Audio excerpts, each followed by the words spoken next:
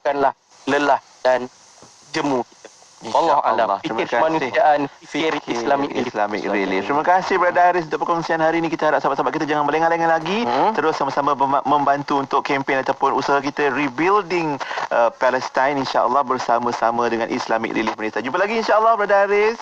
Okey. Jaga diri baik-baik lagi insya-Allah. Assalamualaikum. Waalaikumsalam. Alhamdulillah. Itu dia perkongsian kita untuk Suara Kemanusiaan hari ini. Dan terima kasih sahabat-sahabat kita yang terus setia dari 6 pagi sampai jam 10 pagi sekarang ni. Ya, betul. Dan selepas ni Yati akan ambil alih tugas di Radio IKIM menerusi segmen Aspirasi 10.1 bermula dengan rancangan Persona di Zahra. InsyaAllah Ustaz Muhammad Abdullah Alamin akan bersama anda semua sebentar lagi. Okey. Semua jaga diri baik-baik. Semoga sihat walafiat selalu. Dan untuk Warna Pagi kita jumpa esok. Sehingga itu Assalamualaikum warahmatullahi wabarakatuh. Rancangan itu tadi dibawakan kepada anda oleh Islamic Relief Malaysia. Hiburan mendidik jiwa hanya yang terbaik di IKIM, Inspirasi Inforia Islami.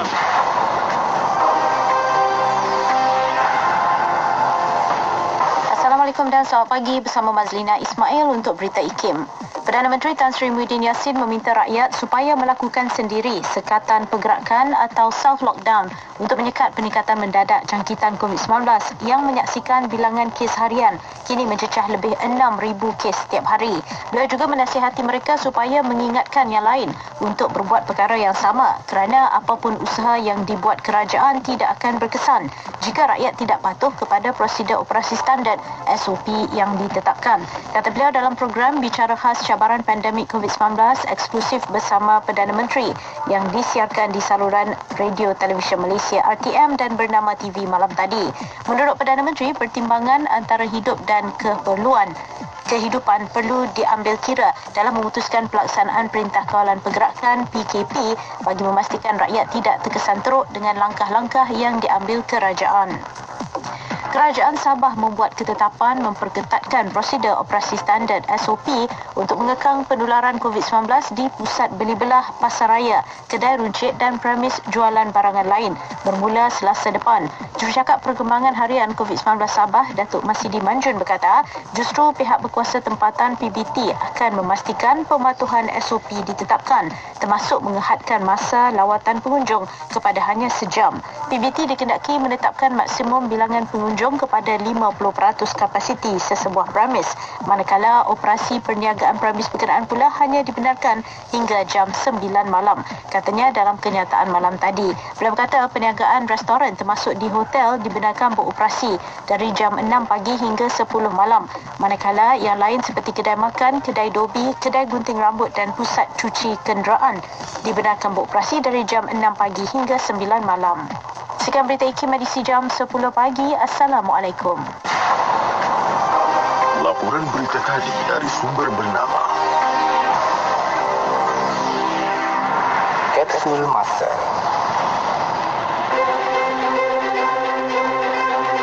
Pada 7 Mei 2007, perasmian Kompleks Sukan Rakan Muda Larut Matang dan Selama, Kamunting Perak telah disempurnakan oleh Duli Yang Maha Mulia Sultan Perak, Sultan Azlan Muhibbuddin Shah Al-Mahfuzullah. Kompleks sukan itu dibina dengan kos sejumlah 17.5 juta ringgit dan mula beroperasi sejak bulan Jun 2005. Tujuan utama kompleks ini dibina untuk menggalakkan generasi muda melibatkan diri dalam aktiviti sihat dan bermanfaat. Kompleks ini dilengkapi dengan pelbagai kemudahan termasuk pejabat pentadbiran, asrama, pelbagai gelanggang sukan serta gimnasium. Selain itu, kompleks ini berperanan sebagai pusat pengurusan pembangunan belia serta pusat kegiatan pada masa lapang bersifat riadah bagi golongan belia. Sesungguhnya, kemudahan seperti ini mampu membantu dalam membentuk masyarakat yang mengamalkan gaya hidup sihat dan seimbang dalam pelbagai aspek. Petikan fakta ini disediakan oleh Seksyen Dokumentasi dan Penerbitan Akib Negara Malaysia.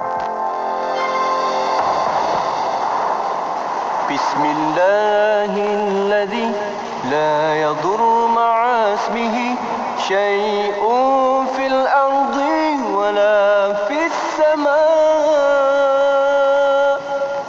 wa huwas sami'ul alim. Bismillahilladzi la yadur ma'a ismihi شيء في الأرض ولا في السماء وهو السميع العليم بسم الله الذي لا يضر مع اسمه شيء في الأرض ولا في السماء وهو السميع العليم بسم Dengan nama Allah yang dengan namanya tiadalah sesuatu apapun di bumi dan di langit dapat mendatangkan kemudaratan dan dialah yang maha mendengar lagi maha mengetahui. الذي لا يضر مع اسمه شيء في الأرض ولا في السماء وهو السميع العليم.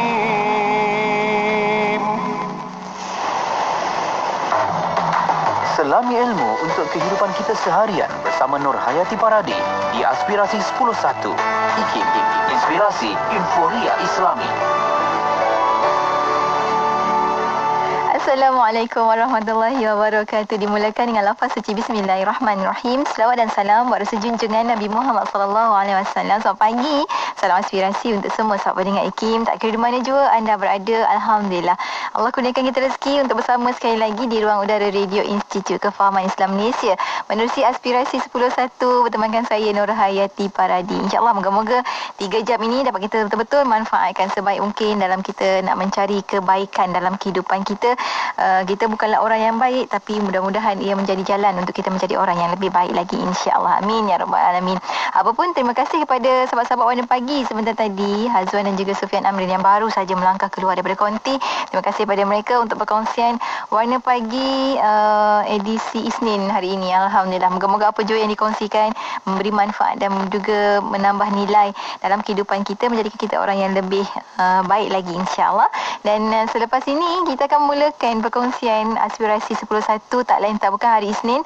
Kita akan bersama dengan Ustaz Muhammad Abdul Alamin dalam Pesona di Zahra. Dan menarik hari ini Ustaz nak bawakan kita tentang panic disorder. Macam mana sebenarnya dalam dalam keadaan kita sekarang ni, PKP dan sebagainya, pasti ada sebahagian daripada kita diserang dengan panik dan sebagainya. Bagaimana sebenarnya kita nak mengurus, nak mengawal panik tersebut, dan bagaimana kita nak membantu mungkin di keluarga kita, anak-anak kita ataupun teman di pejabat dan sebagainya yang kita lihat mempunyai potensi untuk terkena panic attack ataupun panic disorder ini. Bagaimana kita nak membantu, insya-Allah nanti Ustaz akan kongsikan bersama dengan anda langkah-langkah dan juga tips-tips yang sebagai panduan kita, insya-Allah. Jadi anda ikuti secara langsung di FB IKIM FM, di YouTube channel IKIM, dan pastinya secara langsung kami bawakan kepada anda tentunya hanya di IKIM, di Radio Institut Kefahaman Islam Malaysia. Saat ini kita ada Isteri Solehah daripada Ikhwan Fatana.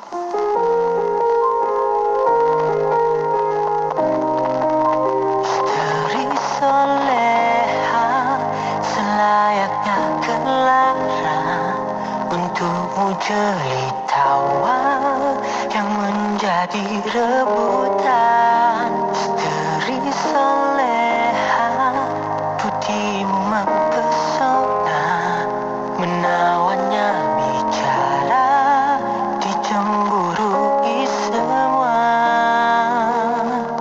Tapi menjaga agama, teguh kau bertahan, iman dan takwa.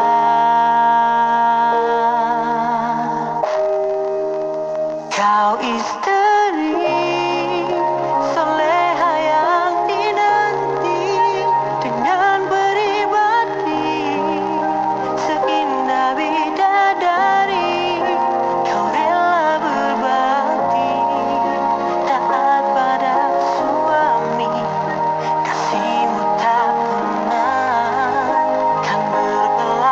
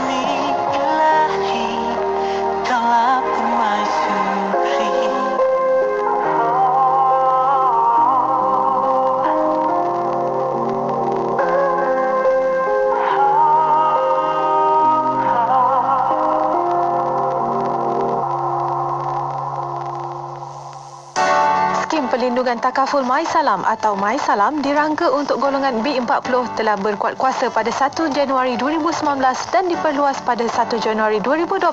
Manfaat skim termasuk pembayaran tunai RM8,000 dibayar sekali seumur hidup apabila didiagnosis salah satu daripada 45 penyakit kritikal dan pembayaran tunai RM50 semalam bagi hospitaliti sehingga 14 hari setahun. Bang, ni campur ni satu lagi. Berapa bang? Okey, kejap. Ni harga dia. Murahnya bang. Pakej combo kembali lagi. Tempas sekarang sementara masih ada. Hubungi 012-686-9236 atau 017-345-2564. Tertakluk pada terma dan syarat. Tarikh tutup permohonan iklan adalah setiap 16 hari bulan pada setiap bulan. Nuraisa, Nuraisa, kosmetik mesra wuduk Nuraisa. Nuraisa, Nuraisa, kosmetik mesra wuduk Nuraisa. Nuraisa, Nuraisa, Nuraisa, makeup mudah dibersihkan. Pilihan ramai wanita, kosmetik mesra wuduk Nuraisa. Ramai wanita, kosmetik mesra wuduk Nuraisa. Apa sah? Nuraisa. Permohonan adalah dipelawa daripada warga negara Malaysia yang berkelayakan untuk mengisi jawatan pembantu takbir perkeranian Grade N19 di Institut Kefahaman Islam Malaysia IKIM. Calon-calon hendaklah memiliki sijil pelajar Malaysia SPM atau SPMV atau kelayakan yang diiktiraf setaraf dengannya. Pembantu takbir perkeranian adalah bertanggungjawab membantu Ketua Unit Modal Insan dalam urusan dokumentasi dan perkeranian serta kerja-kerja berkaitan pentadbiran pejabat dan sumber manusia.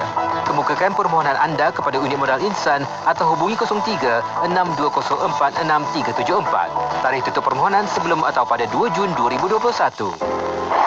Dapatkan buku-buku IKIM dalam bentuk e-book. Boleh dibaca di mana sahaja dan pada bila-bila masa dengan menerusi telefon pintar anda. Pembelian sangat mudah dengan saiz fail yang kecil. Semuanya di hujung jari anda. Layari laman sesawang IKIM Niaga dan pilih e-book. Seterusnya tekan pada buku yang anda inginkan dan akan dihantar terus ke laman sesawang eCentral. Mudah kan? Dapatkan sekarang. eCentral adalah sebuah platform buku digital yang terbesar di Asia Tenggara. Lebih 350,000 judul dari dalam dan luar negara. E-book penerbit IKIM pun ada. Ingat macam nak beli penapis air. Tapi harganya macam mahal sangatlah bang. Apa nak risau? Sistem bayar mudah kan ada? Ya, tapi cuba abang jumlahkan semua. Kalau habis bayar sampai 7 ke 8,000. Habis tu nak buat macam mana? Rumah kita ni kan memerlukan penapis air. Dan kalau boleh, yang ada 3 saluran tu. Air panas, sejuk dan beralkali. Kini, dengan Super Oxygenated Dispenser Superfine, anda dapat membeli satu sistem penapis air dengan 3 saluran iaitu air panas, sejuk dan beralkali. Harga promosi cuma RM2,499 saja. Termasuk penghantaran dan siap pasang. Boleh dibeli secara tunai atau syarat ansuran. Kalau nak untung, boleh beli secara tunai. Dan kalau nak mudah pula, boleh beli secara ansuran. Bayaran deposit cuma serendah RM699 dan ansuran bulanan cuma serendah RM200 saja. Itu pun cuma 12 kali bayaran saja bang. Yang seronoknya sekarang ni ada tawaran istimewa. Servis percuma yang bernilai RM600 untuk 2 tahun berturut-turut. Sama ada belian secara tunai atau ansuran. Seronoknya bang. Dengan sijil halal dari JAKIM, lulus ujian tapisan sirim, waranti 1 tahun, jimat elektrik dan yang paling penting, seisi keluarga kita dapat mengamalkan air minuman bersih, selamat dan berkualiti. Dan lagi seronok pasal ada 3 saluran untuk diminum. Air panas, air sejuk dan beralkali itu. Tunggu apa lagi? Sebarang pertanyaan nak pasang, hubungi Superfine Marketing 019-224-6333. 019-224-6333. Layari Facebook kami, Superfine. Cepat, jangan tunggu lagi sebelum promosi kehabisan. Dengan Superfine, suri rumah dikecualikan dari memasak air setiap hari. Sedapnya nasi ni. Beras jenis apa awak masak ni Alia? Panjang, lembut dan berderai. Harum pula tu. Beras Mogul Basmati Faiza, Mak. Bukankah beras Mogul Basmati Faiza ni sesuai untuk dibuat nasi biryani dan nasi Arab aja? Beras Mogul Basmati Faiza ni kalau buat nasi putih biasa makan hari-hari pun sedap. Tengok tu. Cucu-cucu nenek berselera sungguh makan. Pandai Mak kamu pilih beras Mogul Basmati Faiza ya. Hidangkan beras Mogul Basmati Faiza untuk keluarga tersayang anda. Ingat beras basmati, ingat beras Basmati Faiza. Penerima Bantuan Sari Hidup atau BSH yang layak menerima MySalam adalah individu berumur antara 18 hingga 65 tahun dan pasangan, individu bujang berumur 40 hingga 65 tahun dan berpendapatan kurang daripada 24,000 setahun, individu OKU berumur antara 18 hingga 65 tahun dan berpendapatan kurang daripada 24,000 setahun.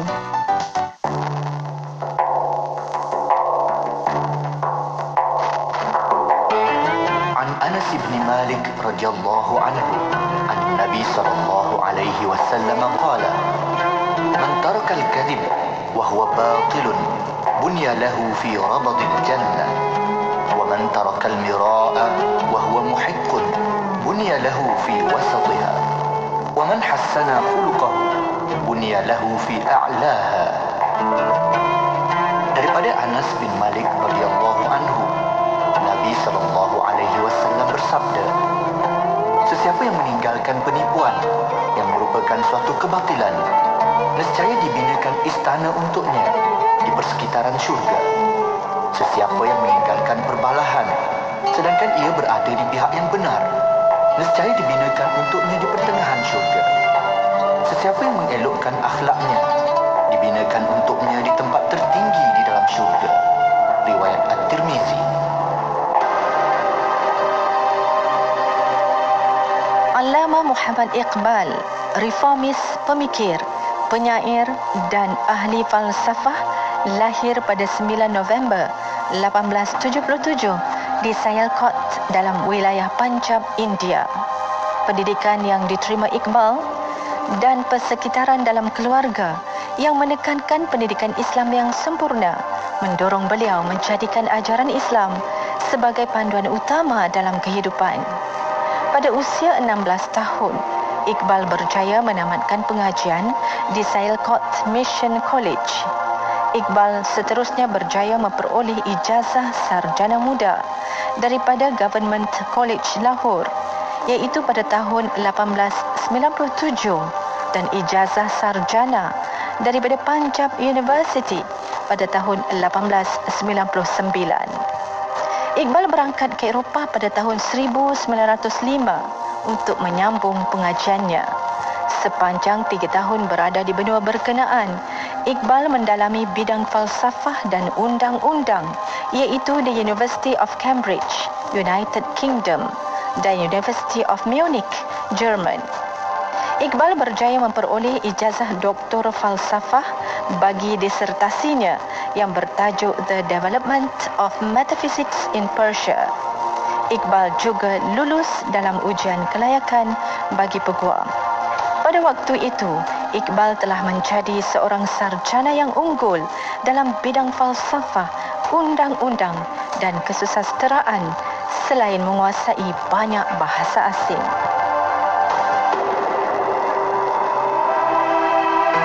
Di antara tanda-tanda kekuasaannya ialah dia menciptakan untukmu isteri-isteri dari jenismu sendiri supaya kamu cenderung dan merasa tenteram kepadanya, dan dijadikannya di antaramu rasa kasih dan sayang. Sesungguhnya pada yang demikian itu benar-benar terdapat tanda-tanda bagi kaum yang berfikir. Surah Ar-Rum ayat 21. Jom muhasabah diri dan keluarga kita mengikut contoh keluarga Sakinah Imam Al-Ghazali dalam silibus forensik keluarga menerusi Pesona di Zahra bersama Ustaz Muhammad Abdullah Al-Amin pada setiap hari Isnin pukul 10 pagi di Aspirasi IKIM, Inspirasi Inforia Islami. Bismillahirrahmanirrahim. Subhanallah walhamdulillah wa la ilaha illallah wallahu akbar. Subhanallah walhamdulillah wa la ilaha illallah wallahu akbar. Subhanallah walhamdulillah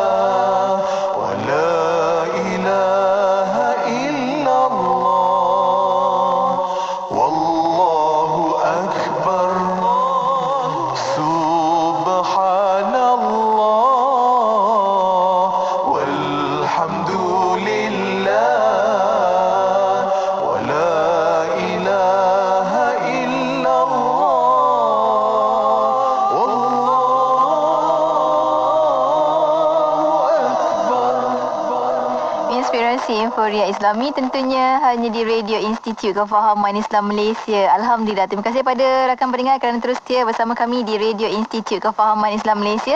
Kami bawakan pada anda saat ini untuk bersama menerusi rancangan Pesona di Zahra untuk bersama dengan sahabat pendengar. Di hujung talian saat ini warna kuning itu terang Ustaz kan. Bersama kita Ustaz Muhammad Abdul Amin. Assalamualaikum Ustaz. Assalamualaikum warahmatullahi wabarakatuh. Nak tengok kuning tak kuning, terang tak terang baju Ustaz, anda boleh pergi FB IKIM FM ataupun YouTube channel IKIM. Betul kan Ustaz? Kuning kan Ustaz? Betul. Baik, hari ini kita nak belajar tentang panic disorder dalam Pesona di Zahra. Dalam kita nak melaksanakan forensik keluarga lah. Kita sama-sama nak jaga diri kita, jaga keluarga kita, jaga masyarakat kita, insya-Allah. Cuma awalan ini Ustaz, bila kita sebut tentang panic disorder, apa yang dimaksudkan dengan panic disorder Ustaz? Okey. Bismillahirrahmanirrahim. Assalamualaikum warahmatullahi wabarakatuh. Alhamdulillah wassalatu wassalamu ala Rasulillah wa ala alihi washabihi wa man tabi'ahu wa man nasara wa wala. Alhamdulillah Allah dijikat hati seterusnya kepada seluruh ibu-ibu, akak-akak, ayah-ayah, sahabat abang, adik-adik yang saya sayangi dan saya doakan dan kebaikan sekalian. Pertama syukur kepada Allah Subhanahu wa taala dengan limpahan kurniaan dan rahmatnya pada kesempatan yang berbahagia ni dapat sama-sama kita berada dalam perkongsian dan majlis ilmu kita. Dia mudah-mudahan sedikit yang kita kongsi beri manfaat dan beri kebaikan kepada kita insya-Allah. Jadi dalam kesempatan pagi yang berbahagia ni kita sekarang ni kan ada JKT ibu akak-akak sekalian kan, kita hidup dalam keadaan yang kita tidak tahu keadaannya seluruh dunia dalam keadaan tidak menentu, dalam keadaan uncertainty, yang keadaan yang tak terjangka. Jadi maknanya dengan serangan pandemik ni kan, seluruh dunia tau, bukan kita saja, bukan Malaysia saja, Indonesia, Thailand, Singapura dan banyak negara lagi Jadi maknanya keadaan tidak menentu. Dan kadang-kadang keputusan-keputusan yang dibuat oleh pihak berkuasa adalah yang berusaha, dan maknanya kadang-kadang kita pun menerima satu benda itu dalam keadaan yang kita pun kena bersedia dalam apa juga keadaan jadi maknanya kadang-kadang boleh buka perniagaan, tiba-tiba tutup, kadang-kadang buka dan sebagainya. Semuanya adalah untuk kebaikan kita. Cuma bagaimana cara kita menerima suatu benda itu? Bagaimana cara kita menghadapi suatu benda itu? Dan kadang-kadang sesuatu benda kejadian-kejadian yang berlaku dalam hidup kita ini menyebabkan kita rasa satu kejutan. Dalam bahasa saintifiknya dipanggil sebagai panik. Kita ada satu sifat iaitu rasa panik. Dan panik ini kalau berlaku, kalau dia kata dia berlaku, maka dia boleh jadi dipanggil panic attack. Dia boleh jadi anxiety attack, dia boleh jadi panic attack. Dan kalau anda kata benda itu selalu berlaku, maka dia boleh jadi terbentuk satu tabiat mudah untuk panik. Dan ini kita panggil sebagai panic disorder. Jadi kadang uncertainty dan tidak kadang menentu dan sebagainya. Kita kena faham ini supaya apa? Supaya bila kejutan berlaku, maka apa yang disebut sebagai narrow vision. Narrow vision ni maknanya kita punya pandangan tu menjadi sempit Kalau pandangan kita menjadi sempit, takut keputusan-keputusan yang kita buat dalam hidup kita itu dia agak terhad, agak pendek. Saya melihat kadar statistik bunuh diri contohnya kan, ketika pandemik di dalam dunia ni, termasuk dekat negara kita tau. Macam mana ada peningkatan dia dibandingkan daripada keadaan-keadaan yang biasa pada tahun-tahun sebelumnya. Begitu juga kalau kita tengok orang mengambil barang-barang terlarang di seluruh dunia maknanya mengambil benda-benda yang terlarang di sudut dadah dan sebagainya kan, kerana ingin menghilangkan perkara itu ada orang membahayakan orang lain. Kenapa? Tekanan, ada narrow vision, cakap sorang-sorang. Baru-baru ni ada kes satu orang yang berada di masjid mengancam ahli masjid maknanya dengan membawa benda-benda tajam jadi maknanya orang bila berlaku dia bermula daripada apa benda berlaku sana ni, macam mana ni, berlaku panik daripada dalaman, dia tidak dapat kontrol benda itu. Ada narrow vision. Narrow vision ni maksudnya pemikiran terhad. maka takut keputusan-keputusan yang dibuat itu adalah keputusan yang di luar kebiasaan ataupun maknanya boleh mengganggu kesihatan mental dia dalam dia membuat sesuatu keputusan itu. Jadi ibu kakak tuan-tuan muslim-muslimat sekalian, tadi nasihat saya terutamanya dalam keadaan sekarang yang tidak menentu, ilmu kena ada, kan? Ilmu kena ada untuk kita lebih berwaspada. Itu yang pertama, maknanya ilmu kena ada untuk kita lebih berwaspada. Jadi kadang-kadang terutamanya ilmu-ilmu agama ni yang menariknya, dia adalah solution without problem tau. Kita diajar solution dulu. Kalau ini berlaku macam nak buat, kalau ini berlaku macam nak buat, kalau ini berlaku macam nak buat, solution without problem. Jadi maknanya kita mengawal kematangan minda kita, hati kita, kan, dalam menghadapi suatu dari sudut ilmu dia, itu kena ada. Kemudian yang keduanya, latihan ayat. Maknanya ada benda kita latih diri kita untuk lebih tenang. Ada benda kita latih diri kita untuk lebih tenang. Sehingga dalam hadis Nabi SAW menyatakan bahawa at-ta'anni minallah wal ajalatu minasyaitan. Iaitu tenang itu daripada Allah dan bergopol kapah. Pertama dalam membuat satu keputusan itu datangnya daripada syaitan. Sebab kalau kita narrow vision, kita jadi panik satu benda, jadi takut keputusan-keputusan kita itu ada pengaruh tidak wajar daripada syaitan. Ini kadang-kadang ada orang yang maknanya ambil barang terlarang dan sebagainya sebab panik, sebab tension, sebab stres dan sebagainya, kan. So maksudnya ilmu kena ada, latihan kena ada, dan kemudian support system kena ada. Support system ni macam mana? Iaitu katakan hari ini ibu-ibu, kakak, ayah-ayah, abang-abang yang saya sayangi sekalian, kita mendengar ilmu ini pada hari ini. Kita tengok suami kita tengok isteri kita tengok anak-anak kita. Ramai orang tertekan, kita tak boleh nafikan. COVID ni dia memang memberi maknanya tekanan kejiwaan, dan tekanan mental seseorang itu. Sebab tu pada tahun ini Persona di Zahra kita kongsikan maknanya macam mana ilmu-ilmu kejiwaan, pengurusan emosi dari sudut Islam, supaya bila benda-benda ini berlaku, so kita boleh lebih tenang lagi, kita boleh dapat kontrol lagi semampu yang boleh. Jadi yang ketiganya, support system ni ahli keluarga kita tu kena faham. Ahli keluarga kita kena faham, Okey, apa yang kita belajar pada hari ini, kita tengok suami kita, isteri kita, anak kita contohnya, kan. Baru-baru ni ada satu orang datang dekat saya, perubahan anak dia. Dulu orang yang ceria, dulu orang yang memang maknanya terlibat dalam berbagai-bagai aktiviti sekolah. Tapi bila tak sekolah, dia jadi memang duduk berkurung, stres dan sebagainya. Jadi maknanya memang akan berlaku benda-benda demikian. Sebab tu kita at least kita belajar dan kita bantu orang. Maknanya kalau dia kata seorang itu ada maknanya ada benda-benda yang di luar kebiasaan yang selalulah.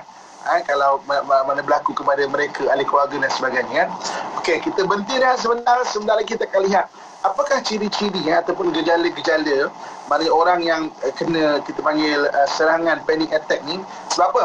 Takut kalau dia kata selalu tidak dikawal, tidak diubat, tidak maknanya tidak diatasi, takut dia jadi satu disorder kepada seorang itu, dan akhirnya dia kebiasaan sikit, dia akan jadi panic attack, jadi neurovision.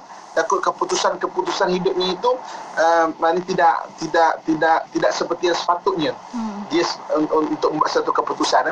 Dan kita lihat nanti macam mana Islam mengajarkan kepada kita bagaimana cara kita ingin maknanya mengurus emosi kita ketika berlaku panik dan sebagainya. Ya, insya-Allah sebab kita ada antara pengakuan daripada sahabat-sahabat kita di WhatsApp IKIM Ustaz, kata memang bila kena panic attack tu tak boleh nak bernafas, akan macam nak mati time tu juga Ustaz. Ya Allah, maknanya bukannya benda yang biasa-biasa tapi sangat serius untuk kita semua. Sebelum panic attack tu menjadi disorder, macam Ustaz kata tadi, apa cara-cara dan juga gejala-gejala yang apa ciri-ciri dan juga gejala-gejala yang ada supaya kita lebih dapat memahami dan kita boleh periksa diri kita sendiri dan juga keluarga kita, insya-Allah. Kita akan kongsikan lepas kita berhenti rehat ketika. Untuk anda rakan pendengar, jom kongsikan pengalaman anda, kongsikan pandangan anda, dan juga anda boleh share apa kongsian di FB IKIM FM ini supaya lebih ramai lagi, lebih cakna dan lebih faham tentang situasi ini dalam masyarakat kita. Kita kongsikan lepas kita berhenti rehat ketika. Kembali selepas ini tentunya hanya di IKIM, Inspirasi Euforia Islami.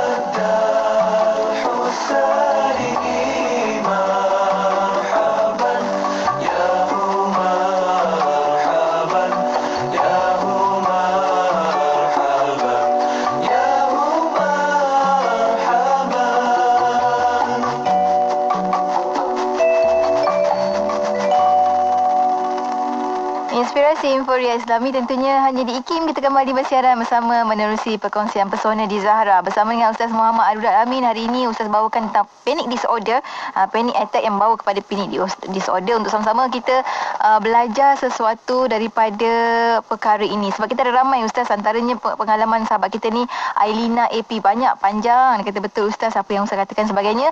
Dan yang paling penting apa yang dinyatakan di sini, dia kata hidup selalu kena ada rutin. Sekarang bila PKP, rutin tu dah lari Ustaz. Jadinya dia sangat-sangat mengganggu, dan kata sekarang sedang menaip ni pun hati dia tu heartbeat is beating fast. Maknanya degup jantung tu laju. Itu antara perkara-perkara yang kita kena faham. Sahabat-sahabat kita yang mempunyai masalah panic disorder ni, ini antara perkara yang berlaku. Dia mungkin Ustaz boleh kita perincikan antara ciri ataupun gejala-gejala panic disorder di Ustaz.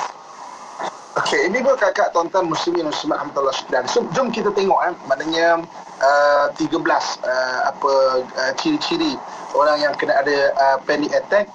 So ini maknanya apa yang kita kena faham kat sini, apa yang kita kongsikan pada hari ini. Jadi maknanya kita belajar, kemudian kalau sebagai manusia kadang-kadang benda tu memang ada kat kita. Jangan sampai dia berulang kekerapannya banyak kali. Takut dia menjadi satu tabiat, takut jadi satu kebiasaan. So nanti kita kongsikan apakah benda yang boleh kita buat. Okey, ciri yang pertama macam mana yang tadi perkongsian kita sebut. Memang dada tu berdebar-debar, jantung berdebar, degupan jantung tu cepat. Dudak. Jadi jantung tu dengan sendiri ini dia jadi apa yang ada pemikiran tu dia jadi macam tiba-tiba dia jadi laju. Okey. Kemudian berpeluh. Maknanya boleh jadi berpeluh, tangan berpeluh. Ciri kedua. Maknanya jadi berpeluh pada tempat sejuk, kat aircon pun berpeluh. Yang ketiga dia jadi gementar. Maknanya rasa macam tak selamat, dia jadi gementar. Okey. Kemudian ciri yang keempat adalah sesak nafas, ataupun nafas tu menjadi macam banyak pendek-pendek. Okey. Apa yang berlaku so saya dalam dunia diving memang belajar khas detail mengenai ciri pernafasan atau cara pernafasan. Sebab kalau orang dalam diving memang antara benda yang selalu kena adalah panik. Contoh macam case dive, masuk dalam gua kan. Jadi dia dipanggil sebagai overhead environment. Maknanya apa-apa kita tak boleh langsung naik atas tau. So maksudnya kita kena keluar dulu. Kalau macam diving biasa apa-apa boleh turun naik atas. Jadi maknanya orang panik attack. Bila orang start panik, antara ciri-ciri memang dia punya pernafasan tu akan jadi laju. Okey, apa yang berlaku? Dalam kita punya kerongkong ni sampai ke paru-paru, ada yang disebut sebagai dead air space. Dead air space ni maknanya karbon dioksida yang kita keluarkan daripada badan kita, dia tak sempat keluar habis. Jadi maknanya dia tak sempat keluar habis. Ya. Maksudnya patutnya kita keluarkan, kita bernafas macam biasa kan. Ini sebenarnya kita mengambil nafas tu dengan keadaan yang tersekat-sekat. Akhirnya kita sedut balik karbon dioksida yang ada dalam dead air space ni. Itu kadang-kadang kenapa orang panic attack boleh tiba-tiba nak muntah, pening kepala kan, narrow vision. Sebab apa? Level oksigen dalam badan dia tak turun. Kita dalam diving kalau terutamanya saya sebagai instructor, tengok student mula bernafas, mana saya kena datang, kena tenangkan dia. Sebab kalau tidak, dia akan jadi panik tu, akan jadi neurovision, terus nak naik atas. Kalau dalam gua dalam air kan, overhead environment macam mana? Jadi dia panik, dia akan tarik kita pula. Jadi ada simptom tu terus tenangkan. Sebab apa? Kalau itu dalam air lah. Tapi kalau dekat luar, sama juga. Maka kita akan jadi pening, otak akan jadi tak cukup oksigen kan, dia jadi pening, dia akan jadi maknanya cara pemikiran tu tidak akan stabil sebenarnya. Jadi maknanya itu ciri keempat, sesak nafas. Kemudian yang kelimanya terasa tersedak atau tercekik, macam tercekik, terasa tu kan. Kemudian yang keenam, sakit dada, rasa sakit dada, terasa tak selesa macam rasa sesak nafas macam nak buat ni, macam duduk dekat tempat yang sempit penuh asap. Soalan macam itu. Okey, mual, sakit perut, mual. Kenapa mual tadi? Bermula dengan cara pattern pernafasan kita yang tak berapa stabil kan. Sebab itu jadi mual. Tak percaya boleh cuba buat. Kita tak panik dia cakap hati, cuba buat. Dalam 2 minit, cuba cuba Ustaz tak dengar suara Ustaz? Okey, boleh dengar tak? Okey, boleh. Okey, dalam 2 minit cuba buat gaya pernafasan secara pendek-pendek. Kita tak panik kan? Kita buat dalam 2 minit. Cuba tuan-tuan nanti boleh tengok macam mana. Tiba-tiba rasa nak mual, nak muntah, tiba-tiba jadi panik sungguh. Apatah lagi orang betul-betul panik kalau tidak ditenangkan. Tak percaya 2 minit tengok jam, cuba tengok kan. Dia akan jadi pening.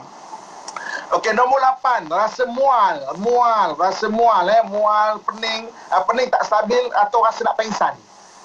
Sebab shortage pada oksigen tadi tu menjadikan kita rasa nak pengsan. Allah SWT jadikan badan kita ni masya-Allah bagus ya.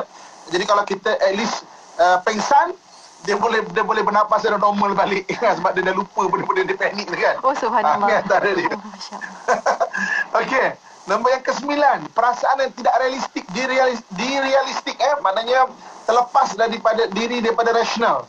Mana tak realistik, macam rasa dinding ni nak roboh, rasa macam maknanya dinding ni mengempit dia, tiba-tiba rasa macam dalam kubur tak boleh nak sempit kan. Kalau dalam lift tu nak keluar cepat-cepat, tu yang bahaya kalau ada orang buka lift kan. Sebab apa? Neurovision buka lift makin terkurung kat lift tu kan. Dia bagi boleh buka lift tu kan. Okey, yang ke-10, takut hilang kawalan ataupun gila. Takut macam aku tu waras ke. Yang ke-11, rasa takut mati macam takut nak mati lah. Okey. Kemudian daripada sudut zahir pula, rasa kesemutan, semut badan dan kadang-kadang menggigil kebas-kebas dan menggigil rasa macam menggigil atau rasa kepanasan badan itu ke-13 so maksudnya 12 rasa kesemutan, 13 rasa macam menggigil atau panas. Ibu kakak, tuan-tuan muslimin dan muslimat rahmatullah sekalian kan. Okey.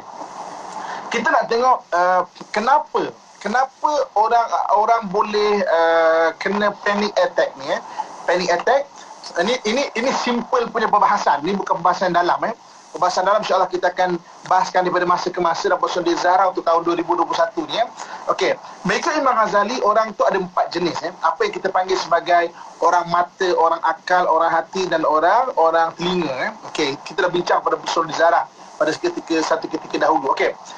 Orang akal ni ada jenis orang tu orang akal, jenis dia inborn dia kelebihan dia adalah future oriented. Dia memang fikir boleh fikir maknanya ke depan. Orang macam ini dia kena panic attack apabila dia tak nampak ada apa nak buat ke depan. Apa jadinya? Ini pandemik ni apa akan jadi ni? Ekonomi macam mana ni? Dia fikir ke depan. Jangan-jangan Dajjal nak keluar dah lepas macam mana? Dia jadi panik. Ada inborn Okey, saya cerita pada hari ni kita ukur diri kita. Inborn dia. Ada orang inborn dia memikir ke depan. Akhirnya dia jadi panik sendiri. Itu jenis orang pertama, kita panggil orang akal Okey, jenis orang yang kedua. Kita panggil orang telinga. Orang telinga ni apa? Orang telinga ni information oriented. Orientasi dia adalah orientasi maklumat. Dia maklumat, SOP macam tadi. Kan tadi DJ Kak Yati ada ceritakan, biasa orang telinga ni rutin, memang dia buat rutin, dia rutin orangnya. Tiba-tiba rutin terganggu, dia akan jadi panik. Macam, kenapa macam ini? Kenapa tak boleh ni? Kenapa macam ini? Dia akan jadi panik. Itu kata orang telinga sebab dia adalah orang yang rutin. Rutin terganggu habis. Okey. Kemudian yang ketiga ada dipanggil sebagai orang hati. Orang hati ni dia adalah past oriented. Dia punya naturally dia ada juga benda-benda yang lain, ada future juga ada, tapi dia past oriented ni jadi dia mudah sedih, dia akan rasa diri tak berguna. Aku tak ada kerja dah, macam tak berguna pada keluarga. Kemudian pula faham jadi siapa-siapa yang dengar, mungkin sekarang ni kan orang tak ada kerja, nak bayar sewa rumah pun agak tertunggak-tunggak. Kita memang ada kena bayar pada bank, tapi kalau ada kemampuan jangan tekan orang sangat. Nanti dia terjun dia punya flat kita tu kan, kita pula rasa terkilan tau. Saya jumpa orang macam-macam dan orang macam ini ada. Macam dia rasa tak berguna dah. Dia rasa macam tak boleh nak bagi nafkah kat keluarga, nak buat apa, dia tak tahu nak buat apa. Kan? Jadi mana dia rasa sedih. Mana dia jadi panik macam itu, kan? Dan yang keempat ada kita panggil sebagai orang mata. Orang mata ni action oriented. Action oriented ni maknanya dia memang tak boleh nak duduk diam. Orang mata ni akan tak boleh duduk diam, kan? Buat ni, buat itu, buat ini, itu jenis orang mata, kan? Jadi bila dia kena grounded, SOP, kita PKP, duduk rumah, dia jadi dia akan jadi tiba-tiba jadi panik. Gelabah. Okay. Ya. Ada jenis orang macam tu. Orang tak sama. Sebab panik tak sama. Kita kena kenal diri kita, kan?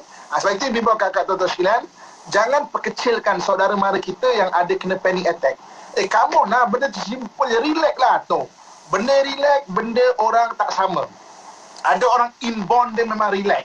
Ada orang memang inborn dia macam tadilah saya kata, kenapa dalam PKP ataupun pandemik ni orang boleh jadi risau, jadi panic attack, ada jenis 4 jenis orang jadi macam tu, sebab-sebab dia. Jadi kadang-kadang dia kata, walaupun orang mata kan, walaupun PKP tapi dia tetap boleh buat kerja.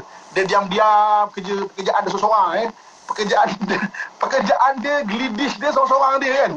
Boleh glidis dia seorang dia, boleh ke sana, boleh ke sini, dia akan okey. Dia takkan ada macam panik, takkan okey sebab dia boleh buat kerja dia. Walaupun dia tak jenis cerita-cerita kat Facebook lah, dekat apalah, pergi mana lah, pergi nilai ke, pergi mana bukan contoh-contoh je. Dia tak cerita. Tapi maknanya dia buat kerja-kerja sendiri-sendiri dia. Glidis dia tu dapat dibuat, dia takkan panik. Okey, orang yang ada rutin. Kalau rutin dia tak terganggu, dia takkan panik. Orang yang orang hati kan, maknanya dia ada macam, kalau dia kata dia masih ada rasa berguna, dia takkan panik. Orang akal, dia masih nampak, masih ada pencerahan, cerah tu masih ada, dia takkan panik. Kan? Jadi maknanya kita jenis orang akal yang masih nampak, kita memang ke depan dan kita nampak ada masih sinar ceria itu masih ada, kita tak panik. Isteri kita orang telinga, rutin terganggu, dia panik, kita jangan perkecilkan dia. Sebab orang tak sama, kan? Jadi maknanya kita jadi support system pada keluarga kita, kan? Jadi mana sokonglah sama-sama. Okey, sebelum kita pergi kepada soalan-soalan, kita nak kongsikan sebagai amalan, kan? Okey, yang antara amalan yang bagus nama Allah Subhanahu Wa Taala, ya mukmin ya salam. Ya mukmin ya salam. Ya mukmin, wahai yang mengamankan, yang salam, wahai yang memberi kesejahteraan. Ya mukmin ya salam. Ya salamu ya mukmin, ya mukminu ya salam, ya mukminu ya salam, ya mukminu ya salam. Amalkan Asmaul Husna ini sebab dalam Quran Allah sebut walillahil asmaul husna fad'uhu biha. Bagi Allah nama-nama yang baik, maka kamu hendaklah berdoa dengan menggunakan nama-nama Allah yang baik ini, ya. Saya pernah satu ketika, ini real case dalam diving, dalam saya buat cave diving 30 meter dalam, penetration 500 meter, kan, 500 meter, kan. Jadi kalau kita pakai sistem rebreather, dipanggil rebreather ni, dia recycle balik kita punya oksigen, kan. Jadi gua ni, untuk menyelam dalam gua ni kita kena letak tali. Setiap daripada sempang-sempang ataupun kita letak tali sebab kadang-kadang kita masuk satu chamber, maknanya kita masuk dalam gua, tiba-tiba keluar satu bilik, kita patah balik ada 5 lubang. Allah. So mana satu? Saya pernah satu ketika training cave diving, permulaan tali yang saya ikat, tali tu terlepas tau. Memang panik saya rasa sangat, memang panik. Saya dah sampai, tapi sebab kita pun instruktor juga, bersama kita semua instruktor juga, sama-sama kita menenangkan diri lah, ya. Kita sama-sama saling menenangkan diri.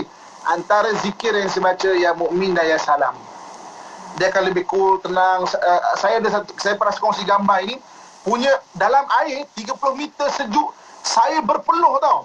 Macam mana nak tahu saya berpeluh? Saya punya mask Google saya ni fogging. Sebab berpeluh, berkabus. Sebab apa? Sebab tak jumpa jalan nak balik keluar daripada gua tu, kan? Dekat Florida, dekat Allahumma selamat, Devil Eyes. Tonton boleh Google Devil Eyes Florida. Keadaan gua dekat sana, Devil Eyes Florida, kat situ. Saya sampai berpeluh dan saya faham sangat apa tu panik. Kita dalam air sejuk pun berpeluh. berpeluh-peluh. Tapi zikir yang saya amalkan, ya mukmin, ya salam. Pelan-pelan cari jalan keluar dalam keadaan tali yang terputus. Jumpa alhamdulillah. Kalau tidak, arwah tu baik orangnya.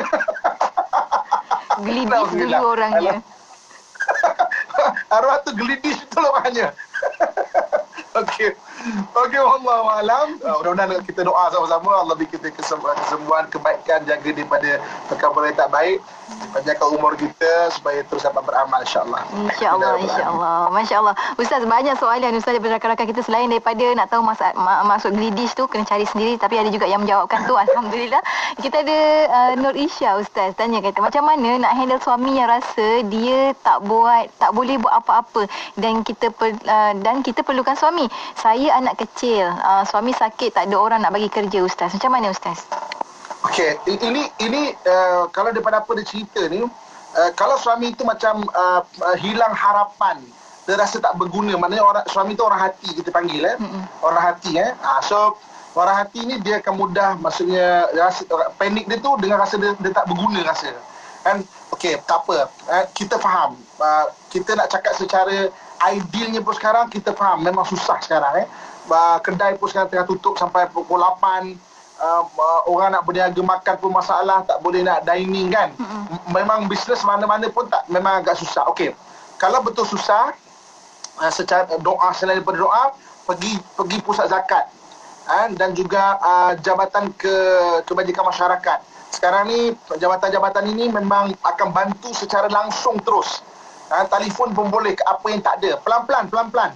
Selain daripada mungkin ada orang-orang yang kaya yang mungkin mana boleh membantu kita dan sebagainya, pada zakat dia ke, pada infak dia, pada sedekah dia ke sebagainya, maknanya pergi dulu ke situ kalau betul-betul kita terputus daripada bekalan kita ataupun kita punya keperluan kan. Tapi insya-Allah percayalah satu benda, selagi mana ada kehidupan, rezeki itu ada. Jangan terlalu fikir banyak sangat waktu ini kita cerita waktu ini kan. Neurovision menyebabkan kita rasa macam hilang harapan. Maksudnya Allah yang Maha memberi rezeki, zikirkan ya mukmin ya salam. Ya mukmin salam, zikirkan. Tengah panic attack, zikir ya mukmin dan ya salam. Insya-Allah mudah-mudahan Allah Subhanahu Wa Taala beri kita ketenangan. Bila otak kita ni tenang, baru dia akan fikir step by step ni nak buat apa. Kalau tengah neurovision, tak boleh nak fikir, memang tak boleh nak fikir. Kita akan fikir tak berguna, rasa tak macam-macam. Okey tu. Sebagai akak, kita faham akak ada anak kecil, akak perlukan suami pula tengah lemah semangat, tak apa. Bagi dia masa sikit, pujuk dia, pegang dia, jangan pelikih dia, jaga akak punya respon spontan. Kadang kita marah dia pula spontan, jangan. Sekarang ni semua orang tengah susah, sama-sama kita membahu tengah susah ni insya-Allah. Insya-Allah, moga Allah memudahkan urusan insya-Allah. Seterusnya kita ada Nurul Jannah Ustaz. Kata macam mana kalau yang inborn kita ni boleh adjust ke Ustaz supaya lebih stabil Ustaz? Okey. Orang yang ada inborn macam tu, sebab dia adalah diri dia lahir, dia boleh dikontrol dengan ilmu. At least rukun pertama dia kena ada awareness. Awareness ni maknanya dia ada kesedaran. Aku ni mudah risau sebab aku jadi fikir ke depan sangatlah. Ini Imam Mahdi nak keluar ke? Dajjal nak keluar ke? Maknanya fikir dia ke depan sangat kan. Itu jadi risau kan. Dan orang macam ini, bila ada benda-benda ke depan yang merisaukan, dia akan risau dan berulang-ulang akan risau. Itu kata inborn. At least sedap. Aku jenis orang yang risau kita sebab ke depan, sebab future punya benda. Ada orang yang sebab rutin punya benda. Ganggu rutin dia akan rusing. Macam mana buat apa ni? Ganggu rutin dia habis. Ada orang jenis macam tu. Pengusaha sekolah swasta, tadika sekarang. Bayangkan, tadika tutup, sekolah tutup. Mak bapak pula tak ada kerja, tak bayar iuran. Tuan rumah pula, tuan kedai pula telefon, bila nak bayar. Ingat senang ke? Mana pedagang-pedagang kecil macam tu kan? Itu belum macam-macam lah berniaga macam itu kan. So kita faham sangat. So maksudnya inborn maknanya kita takkan boleh ubah dia secara mudah. So kita ada awareness, kita belajar pelan-pelan untuk kontrol. Masya Allah. Ramai orang berkongsikan pengalaman Ustaz. Antaranya ni Nina Zarina kata, betul Ustaz, saya orang telinga, saya kena minta nasihat kaunseling. untuk untuk menstabilkan diri. Dan seterusnya pengalaman juga daripada Wan Nazirul Akif kata, Ustaz, saya rasa nak mati saya dah pernah rasa dah kata. Tangan jadi berpeluh, jadi takut, pening dan terus tak boleh tidur sebab tiba-tiba rasa saya akan mati lepas solat subuh. Saya terus je tidur, panik, takut, berpeluh, pengalaman sekali dalam hidup. Maknanya ini pengalaman sekali je Ustaz, tapi maknanya kalau berulang itu lagi bahaya lah Ustaz kiranya kan? Ya. Nah, okey. Saya pernah live macam gini dengan satu orang ustaz. Tajuk kita pengurusan emosi ya. Okey. Ustaz ini ketika saya bila dia buat perkongsian, saya buat satu perkongsian. Kemudian waktu round kedua dia cakap, Ustaz, sebenarnya saya memang jenis ada panic attack Ustaz. Anxiety attack, panic attack. Dia pernah mana dalam satu majlis, dia tiba-tiba kena panic attack sampai dia tombang audien dia yang angkat dia. Audien dia, maknanya dia tengah nak bagi ceramah, tiba-tiba kena panic attack, audien dia angkat dia. Kemudian audien dia tengok dia tu kan, satu orang yang tolong dia tu kata, Ustaz rasa nak mati kan Ustaz? Dia kata, ya, macam mana awak tahu? Sebab saya pernah kena macam mana Ustaz kena. Orang yang pernah kena dia akan faham benda itu. Okey, saya nak cerita kat sini, dia bukan masalah kau ni kurang amalan ke? Kau ni kurang sembahyang ke? Kau cek sembahyang kau boleh tak? Bukan masalah itu tau. Kan? Kau kena cek, kau mesti hubungan kat suami tak betul. Mesti hubungan isteri tak betul. Dia bukan masalah itu. Dia inborn. Seorang ustaz pun, kalau memang inborn dia ada macam tu, dia boleh kena macam tu. Cuma dia kena ada amalan untuk kontrol. Kita tak boleh cakap, ustaz mesti dah tak kena. Tak pun kena. Ustaz pun kena sihir juga. Ada yang ada kena ain pun ada. Ustaz pun ada yang kena deki pun ada kan. Maksudnya itu kemanusiaan. Kita tak boleh petikai manusia. Kita tak boleh nak nafikan orang lain punya rasa. Sebab orang tak sama. Mentang-mentang kita jenis okey, kita tak boleh kecilkan orang. Nanti satu hari nanti kita tak okey, orang pula tengok ngata orang kan. Saya tu macam orang macam ini, kita tengok orang, kalau kita sebagai suami, kita sebagai isteri, sebagai kawan-kawan ra'i, jangan kata mengada-ngada betul. Jangan macam tu kan. Jangan macam tu, kesian kat dia. Kesian. Bukan mudah nak kawal dan handle kan Ustaz kan. Kita ada pertanyaan daripada sahabat kita di WhatsApp IQ ni Ustaz kan. Saya pernah dengar cerita tentang orang guna teknik pernafasan. Ustaz, ada ke teknik tersebut Ustaz?